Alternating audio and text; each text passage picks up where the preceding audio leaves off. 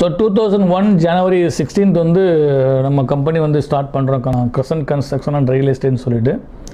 So அதில் பார்த்தா ஒரு மசூதி, அந்த மசூதிக்குமே நான் என்ன அதாவது யதார்த்தமாக டக்குன்னு அந்த ஸ்டேஜில் நான் பேசுகிறேன். அதாவது எப்படி பேசுகிறேன்னா, அவங்க வந்து என்னென்ன மெட்டீரியல் வேணும் அப்படின்னு கேட்குறாங்க. அதில் வந்து நான் வந்து இவ்வளோ மணல் வேணும், இவ்வளோ சிமெண்ட் வேணும், ஸ்டீல் இவ்வளோ வேணும்னு சொல்லிவிட்டு கடைசியாக நான் வந்து அந்த ஃப்ளோவிலே நான் என்ன சொல்கிறேன்னு சொன்னால், நான் மசூதி கட்டி கொடுக்குறதுனால இதுக்கு வந்து இதுக்கான டிராயிங் பண்ணக்கூடிய காஸ்ட்டும் நான் வந்துட்டு போகிற சூப்பர்வைசிங் காஸ்ட்டும் எனக்கு வேண்டாம் அப்படின்னு சொல்லி நான் வந்து அவங்கள்ட்ட அந்த ஸ்டேஜில் நான் அனௌன்ஸ் பண்ணிடுறேன் அதில்.